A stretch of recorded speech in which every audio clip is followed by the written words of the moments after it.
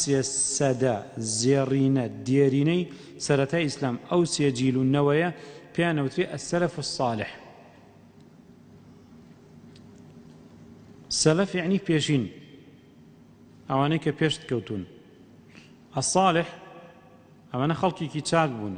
بۆ لەبەری پێغەمبەری خوا صلی الله عليه وسلم شایەتی بۆ داون. بدلیل ام حدیثە عن عبد الله بن مسعود رضي الله عنه قال رسول الله صلى الله عليه وسلم خير الناس قرني. باشتريني خلقي سردمي منن. كيف أفرمي پێغەمبەری خوا صلى الله عليه وسلم باشتريني خلقي سردمي منن، يعني صحابة. ثم الذين يلونهم أنجا أواني كوا بدوي خلقي سردمي منادين، يعني تابعون. ثم الذين يلونهم أنجا أواني كبدوي تابعون دادين. سيجيل پێغەمبەری خوا صلى الله عليه وسلم شایەتی چاکێتی بۆ داون. بۆ خەڵکی ئەم سێ سەدەیە خەڵکێکی چاکن؟ لەبەرەوەی باڵایان بەرز بوو؟ نە. لەبەرەوەی دەوڵەمەند بوون؟ نە. لەبەرەوەی دەسەڵاتدار بوون؟ نە. لەبەرەوەی عەرەب بوون؟ نە. لەبەرەوەی ڕەگەزیان نێر بوو؟ نە. لەبەرەوەی دەنگیان خۆش بوو؟ نە. لەبەرەوەی عەقیدەیان پاک بوو، عەقیدەیان ڕاست بوو، لەبەرەوەی ئیخلاسیان هەبوو، لەبەرەوەی عیباداتیان چاک بوو، لەبەرەوەی ئەخلاقیان جوان بوو، لەبەرەوەی معاملاتیان ڕاست بوو.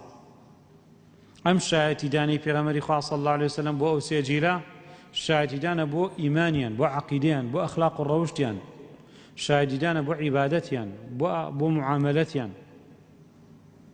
ئەوانە خەڵکێکی بۆ خوا سولحاو بوونە. بۆیە پێغەمبەری خوا صلی الله عليه وسلم شایەتی بۆ داون. کەواتە لە دینە ئێمە شوێن ئەوانەکەوین، لە عەقیدەیە، لە ئیمانە، لە ئەخلاقە، لە عیباداتە، لە معاملاتە، لە هەڵسوکەوتە لەگەڵ خوایە، لەگەڵ خەڵکە، لەگەڵ دۆستە، لەگەڵ دوژمنە، لەگەڵ گەورە، لەگەڵ بچووک. ئێمە دین سەیری ئەوانەکەین بۆ ئەوان چاکترینی خەڵکن. وە لە ڕیوایەتێکی ترە ئەبوو هورەیرە بۆمان دەگێڕێتەوە پێغەمبەری خوا صلی الله عليه وسلم پرسیاری لێ کراوە سئل رسول الله صلى الله عليه وسلم أي الناس خير. پرسیار کراوتیان ئەی پێغەمبەری خوا باشترینی خەڵک کێیە؟ باشترینی خەڵک کێیە کە متمانەیان پێ بکرێ و چاویان لێ بکرێت؟ متمانەیان پێ بکرێ و چاویان لێ بکرێت. فقال أنا والذين معي. فەرمووی من و ئەوانەی وا لەگەڵ منن. پێغەمبەری خوا صلی الله عليه وسلم خۆی و ئەوانەی وا هەن لەگەڵێ، یعنی سەحابە. لقد كان لكم في رسول الله أسوة حسنة. پێغەمبەری خوا صلی الله عليه وسلم خۆی سەرمەشقە، خۆی مامۆستایە، خۆی ڕابەرە.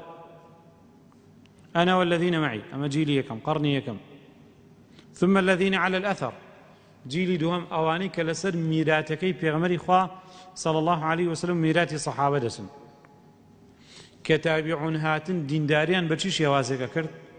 بەو شێوازەی کە لە پێغەمبەری خوا صلی الله عليه وسلم پێیان گەیشت بوو لە ڕێگەی سەحابەکانەوە.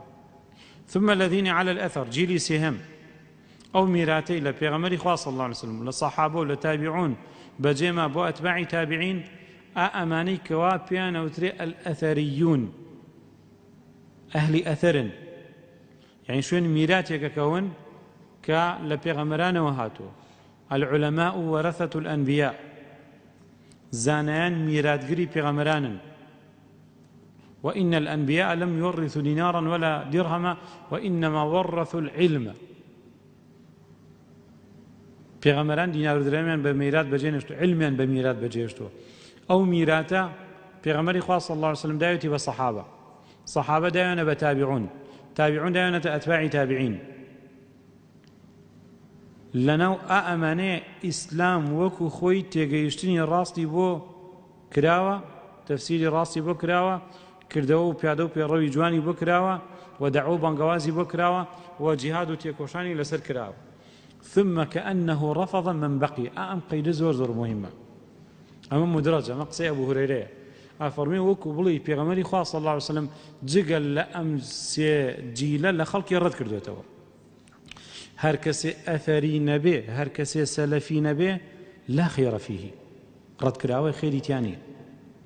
چونکم پێغەمبەری خوا صلی الله عليه وسلم تەنها شایەتی بۆ ئەوانە داوا کە لەسەر میراتی پێغەمبەری خوا دەچن صلی الله عليه وسلم. کە بریتێ لە چی ما ئەنا عەلەیه اليوم وأصحابي ئەوەی کە پێغەمبەری خوا